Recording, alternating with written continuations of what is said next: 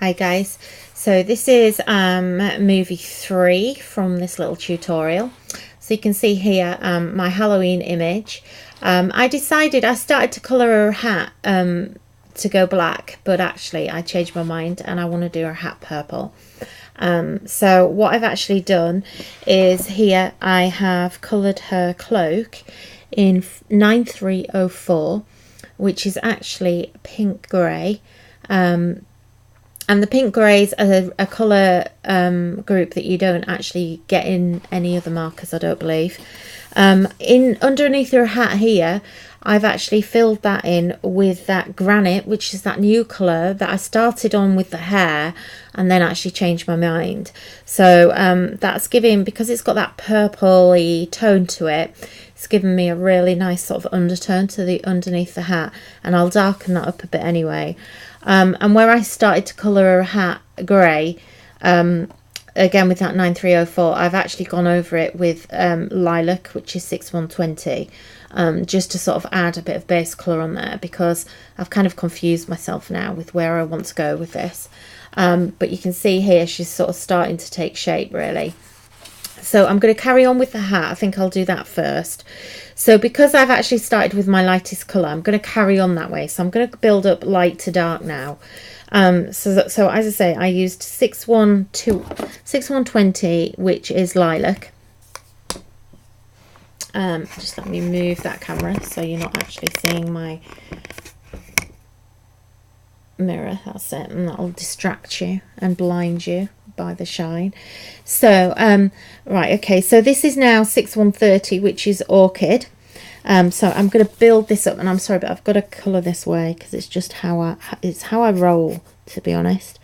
So this time I'm actually kind of going, you know, light to dark, which to be honest I probably wouldn't normally do with graphite. So it's kind of, I'm a bit out of my comfort zone with this, but we'll go with it and we'll see how we get on. So I'm just going to kind of keep building up the colour. So I want to, obviously my hat's going to be quite dark, so I'm going to fill in quite a lot of colour. You can see here I'm not actually being that careful because we can blend these, and they do blend amazingly well. And we will get to the blender pen in a second because I need to show you the blender because it is absolutely amazing. That is so blurred you can't even see it. Let me move my camera away a little bit. Hope that's better. It's quite difficult in this light for me to see what you've got on screen. So I've got the brim of the hat here, so I'm just going to follow that round there, and I'm just using sort of a flicking motion there. So those two colours, I only actually used 6130 right in the centre of her hair before. So I didn't go that far with these colours. So let's add some darker tones in. So here around the base of kind of where her hat is, I'm going to have a slightly different colour because I actually did have some grey on there, as I say. So, but we'll see how we get on with it. And as I say, you know, you can go dark to light or light to dark. It's entirely up to you. So let's start getting some of these darker tones coming through. And I'm going to blend this all in together.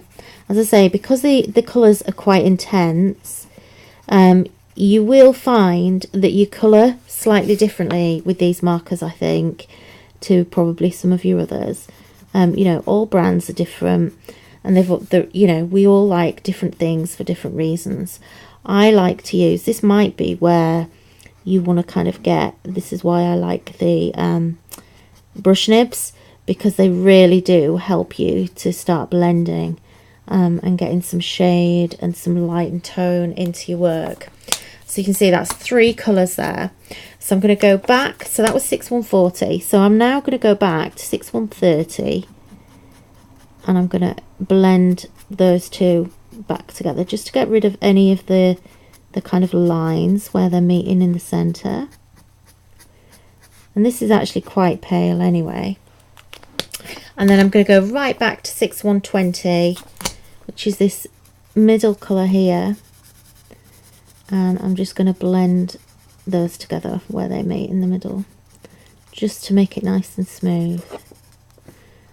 You can see how easily they're working.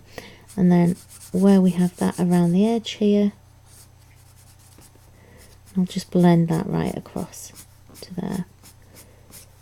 So because the inks move so well, this is how you basically kind of get such a smooth blend, because just touching them will actually make them move together. Okay, so you can see I'm getting a really nice cool shine on her hat there. That looks pretty cool, I think. But I want to go a little bit darker. So that was 6140. I'm going to go back up to 6175. The reason I'm missing, there's a couple of colours in the middle that I'm missing out.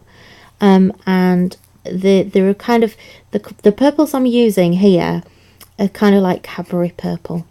So they're very blue purples. And there's a couple of tones that are kind of more what I would call a reddish purple. One is rosewood. And it's definitely got sort of red hues to it.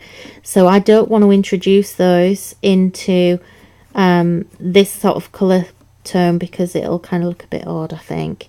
So I'm just going to add a little bit of this darker one just to add some little shaded bits, just where we've got some creases in her hat. Not too much, just don't want to do too much, don't want it too dark. But it is lovely, it is a real Cadbury's purple. In fact, you know what, it's kind of getting quite addictive. And this is what you'll find with these markers, is that you just kind of, you start one way and you think, oh, I'll just do a little bit of that. Then before you know it, you know, you've kind of gone the whole hog. And they actually have pushed me right out of my comfort zone as far as colouring with brighter, oh, the cat's just come to join me. Oh my word, this could be a disaster. Okay, hope he isn't going to disturb my table here. Those little monkeys, honestly. The ninja has landed. So much for a professional tutorial. The life of a crafter. So, sorry, that's totally put me off my drift there. For anyone who doesn't know, my cat's huge. He's a big fat ginger kitty, and he is very naughty. So who knows what he may be about to do, but he obviously wants a bit of attention. Should really have closed the door before I started, but never mind. So I'm just literally, oh, there he goes. I don't know if you could hear the thud, feel the table shuddering. Off he goes. And if you can hear the thundering, that's him running back down the stairs. So again, I am just kind of using that lightest colour just to shade in the middle a little bit. Okay, and I really like that now. I've got a real luminescence going on with this. If I just show you that hat, let me just stand that up for you, move the camera. There you go. Hope you can see that okay. So it really does look quite luminous. Hope you can see that okay. So that's the hat. So I'm going to come back in a second and we'll then move on to the cloak, which we're going to do black, and just finish off the band around the hat here.